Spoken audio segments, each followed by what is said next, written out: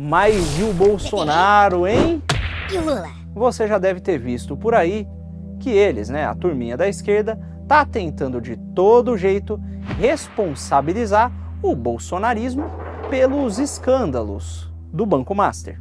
A própria imprensa divulgou abertamente que o PT está a todo custo tentando usar a máquina pública, que você sustenta, a propósito, para ligar o caso Master à oposição, requentando até mesmo aquelas narrativas lá de trás que já foram desmentidas, como o papo da relação entre o Nicolas e o Porcaro em 2022.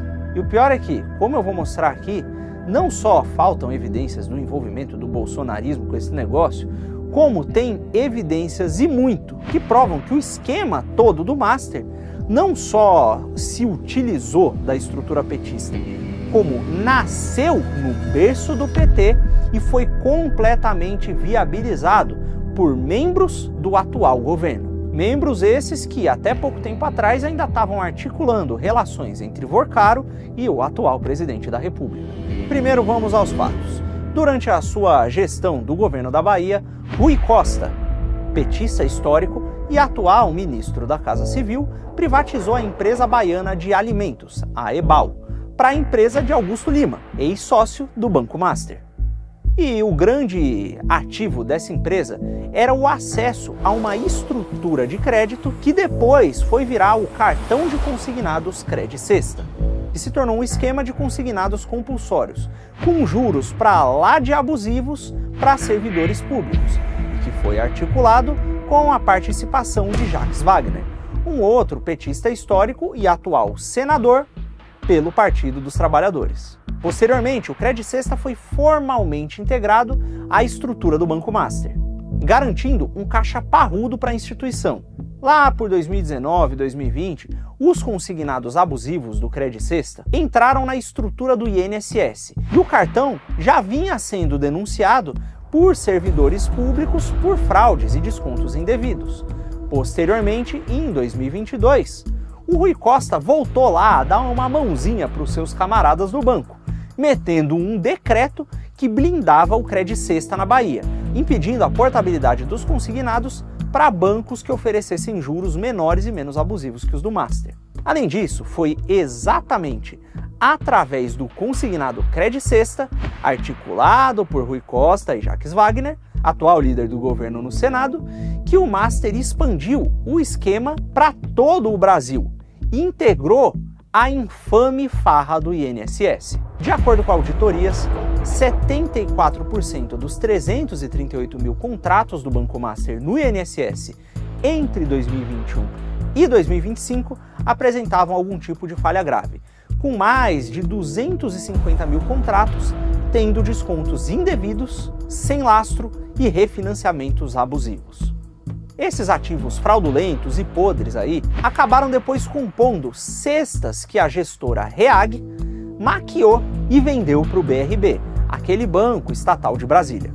Na prática, o PT deu ao Master acesso aos cofres públicos por meio do consignado aos seus servidores e catapultou um esquema de fraudes por todo o país. Mas é claro, quem conhece, por exemplo, as histórias do Mensalão e da Operação Lava Jato, sabe qual é a clássica resposta esperada do petismo nessa circunstância.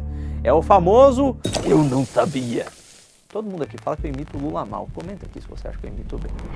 Só que Daniel Porcaro e Augusto Lima, aquele mesmo, do Credicesta, se encontraram pelo menos 4 vezes com o presidente Lula. Isso fora da agenda oficial, no Palácio do Planalto, como se fosse uma espécie de reunião secreta, com direito à participação de quem? Ora, de Rui Costa e Jacques Wagner. E em reuniões que chegaram a levar mais de 1h30 para serem concluídas. E bom, o preço dessas reuniões eu não sei exatamente qual é, mas sabe o que eu sei? Eu sei que elas foram articuladas pelo ex-ministro da Fazenda petista, Guido Mantega. E eu sei que pouco depois disso, Jacques Wagner indicou o nobre ministro Mantega a um cargo de consultoria no Master, que pagava R$1 milhão por mês. E, curiosamente, nas mensagens vazadas do WhatsApp do Vorcaro, ele chegou a dizer para sua amante, chegou a contar dessas reuniões com Lula e com o presidente do Banco Central, e diz que foram ótimas. E como se isso não fosse o suficiente, também foi divulgado na imprensa provas de que a farmacêutica do Daniel Vorcaro foi inaugurada por Lula. Isso tudo, ao menos, evidencia que existia algum tipo de relação entre Vorcaro e Lula que não se limitava a só essa meia dúzia de reuniões aí. E essas reuniões, por si só, já são ruins o suficiente. Mas sabe, eu acho que a esquerda até tem razão em uma coisinha. O Bolsonaro foi encontrado no WhatsApp do Vorcaro. E foi encontrado em uma mensagem em que o próprio Vorcaro dizia odiar o Bolsonaro, justamente por estar explanando os esquemas dele, lá em 2024. Parece que Bolsonaro e Vorcaro não se davam muito bem. Mas existe uma parte da, entre aspas, direita que tinha boas relações com o nosso querido Bankster. Me refiro à centro-direita limpinha, liberal e amiga do sistema. Ciro Nogueira, por exemplo, segundo Vorcaro, era um dos grandes amigos da sua vida, e ele tentou até mesmo remediar a postagem de Bolsonaro. Segundo outras reportagens, também, aparentemente, supostamente, Vorcaro não só teria relações com Ciro Nogueira, mas também com um tal de Hugo, que pode talvez ser o Hugo Mota, atual presidente da Câmara dos Deputados, outro grande representante do Centrão, e que, é claro, é um grande aliado do Ciro Nogueira.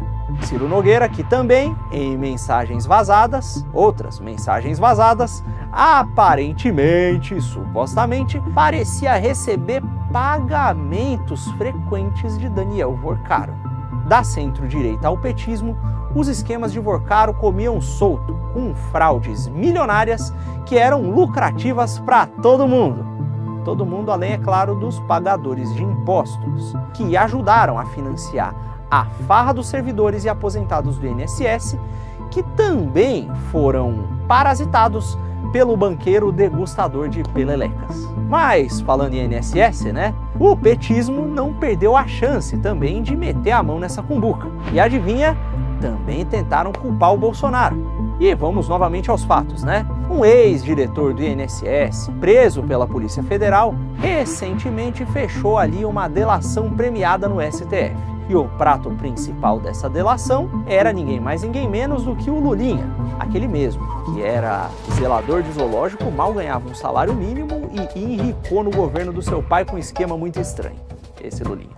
Uma testemunha-chave, Edson Claro, que é ex-sócio do lobista, conhecido como Careca do INSS, confessou à PF que o operador do esquema falava o tempo inteiro em um personagem chamado Filho do Rapaz. E qual era o acordo? Ora, o filho do rapaz receberia uma mesada fixa de R$300 mil para fazer lobby e escancarar as portas dos ministérios do governo Lula para o esquema deles. Curiosamente, a PF fez algumas buscas. Encontrou um envelope pardo com o nome de Lulinha e também interceptou mensagens de WhatsApp de uma amiga dele, a Roberta Lussinger, que falava com o Careca do INSS. E as conversas ali tanto falavam sobre fazer repasses de 300 mil, quanto falavam no medo dessa amiga de que o nome de Lulinha fosse divulgado por conta da coleta de provas pela Polícia Federal. Além disso, o COAF também descobriu que a empresa do Careca repassou exatos 1,5 milhões de reais em 5 parcelas de 300 mil. E o destino? Olha, foi a conta da Roberta Lussinger, amiga de Lulinha e dona de uma firma de intermediação financeira. E lembra? Esses 300 mil aí era exatamente o valor da mesada prometida, segundo o depoimento. Daí, é claro, o cerco fechou. O ministro André Mendonça autorizou a quebra de sigilo do Lulinha. A CPI do INSS fez o mesmo, e o resultado foi um pânico generalizado no governo, teve até pancadaria. E o que o PT fez depois? Bom, o que o PT sabe fazer de melhor, correu pro colo dos Supremos. E quem deu a liminar suspendendo essa quebra de sigilo da amiga do Lulinha? Foi um petista histórico e ex-ministro da Justiça do próprio Lula. Eu acho que vocês sabem quem é e eu não preciso falar o nome aqui para me preservar um pouco, né? Bom, junte-se tudo isso às viagens do Lulinha com o careca do INSS na primeira classe para a Europa, a movimentação suspeita de 19 milhões em 3 anos de mandato do Lula, as mesadas suspeitas que o próprio Lulinha mandava para o sítio de Atibaia. Isso sem contar que, mesmo tirando o Frei Chico, irmão do Lula, teve envolvido até o pescoço com uma das organizações sindicais que mais lucrou com a farra do INSS. E os descontos dessa farra, obviamente, dispararam justamente durante o governo Lula. Quando você olha para todo esse cenário, qual é a conclusão inevitável? Ora, é que o escândalo do INSS, o Lulinha e o Banco Master têm uma coisa em comum. Eles têm o mesmo DNA. E esse DNA é o DNA petista.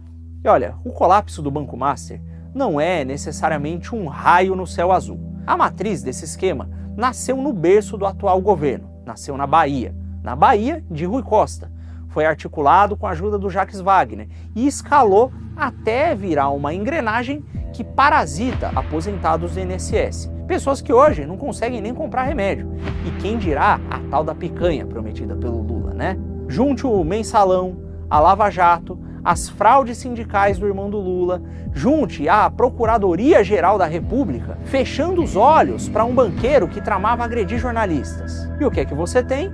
Você tem a essência da tal festa da democracia, a essência do governo do amor. O amor que premia e protege banqueiros corruptos e amigos da elite, enquanto condena velhinhas e mendigos à prisão. Olha, até agora só 1/3 do telefone do Vorcaro foi periciado e nós descobrimos que ele tanto comprou diretores do Banco Central quanto chegou a financiar jornalistas que vão da extrema esquerda até a centro-direita limpinha. E aí eu trago uma reflexão. Daniel Vorcaro é um peixe médio, é um novato na Faria Lima. E se um iniciante como o Vorcaro consegue ter o WhatsApp de ministros, comprar o Banco Central, ter acesso a equipamento militar e tinha até planos de hackear o FBI e a Interpol, o que é que os verdadeiros donos do poder financeiro não estão fazendo, hein? Vorcaro não operou sozinho. Ele espalhou os seus CDBs podres por todo o mercado financeiro com a ajuda de grandes corretoras da Faria Lima. Ele é só um sintoma de uma elite financeira completamente estéril, que não produz nada e apenas parasita você através de gambiarras financeiras usurárias, que são, evidentemente, patrocinadas pelo Estado.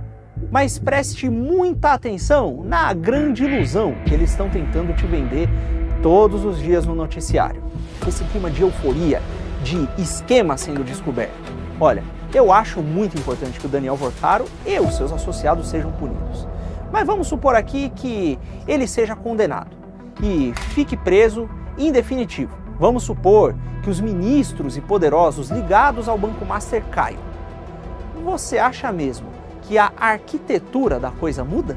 Não muda, porque os grandes players, aqueles que são maiores que o Vorcaro, quem realmente manda no país e lucra muito com o governo Lula, continua extremamente confortável. E eu mesmo, por exemplo, não vi nenhum bancão que lucrou com os consignados fraudados e os descontos indevidos do INSS sendo questionado. E olha, enquanto eles brincam com o dinheiro que vem de aposentado, vem do trabalhador brasileiro comum, esse mesmo brasileiro comum não está apenas com a conta bancária no vermelho. Ele está sendo completamente esmagado e muitas vezes está, de maneira muito literal, sangrando na rua. Em 2024, o Brasil registrou cerca de 38 mil homicídios, o que dá cerca de 104 mortes violentas por dia. Nós vivemos em uma guerra não declarada, que registra aproximadamente 3 vezes mais mortes violentas em um único ano que o total de civil mortos em quase 3 anos de guerra na Ucrânia. Você sai de casa com medo de ser assaltado, furtado ou de levar um tiro no ponto de ônibus. E a impunidade é a regra de ouro do sistema. Aproximadamente 64% desses casos de homicídios ficam totalmente sem solução. Você é abatido e o Estado simplesmente dá de ombros. Sabe por que Brasília não resolve a segurança pública? Porque Porque o topo da pirâmide financeira já se misturou com a base do crime. As facções criminosas que dominam o Brasil e aterrorizam a sua cidade não guardam mais dinheiro na mala ou debaixo do colchão. Como operações recentes da Polícia Federal cansaram de mostrar, o crime organizado hoje lava bilhões através das fintechs e do sistema financeiro limpinho das avenidas de São Paulo. O crime do colarinho branco que rouba o seu futuro, os workaros da vida e aqueles que são maiores que o próprio workaro operam no mesmo ecossistema que a facção que bota uma arma na sua cabeça. E essa facção, muitas vezes, tem até mesmo acesso às instituições. A elite lucra, o crime manda e você é apenas um pagador de imposto preso no meio do fogo cruzado. No final das contas, o sistema joga em sintonia. E se você quiser sobreviver ou entender realmente o que está acontecendo, vai precisar compreender quais são as regras desse tabuleiro. E para entender como essa máquina de moer gente funciona, como ela funciona de verdade, como é que o sangue derramado nas ruas financia o luxo de quem se diz dono do poder, você precisa dar um passo. Toda semana a nossa equipe analisa ao vivo, aqui no Quinto Elemento, a política como ela é, sem afetação, sem frescura e sem enganação, sem fazer espetáculo e fingir que todos os problemas do Brasil estão sendo resolvidos por conta da prisão de um dos grandes corruptos. Se inscreva aqui no canal e acompanhe os nossos programas, que aos poucos você começa a entender o que está acontecendo. Eu mesmo sugiro para começar, se você tem interesse na política, o Puxando o Fio, que está ao vivo aqui toda semana, às quartas-feiras, às 18h45.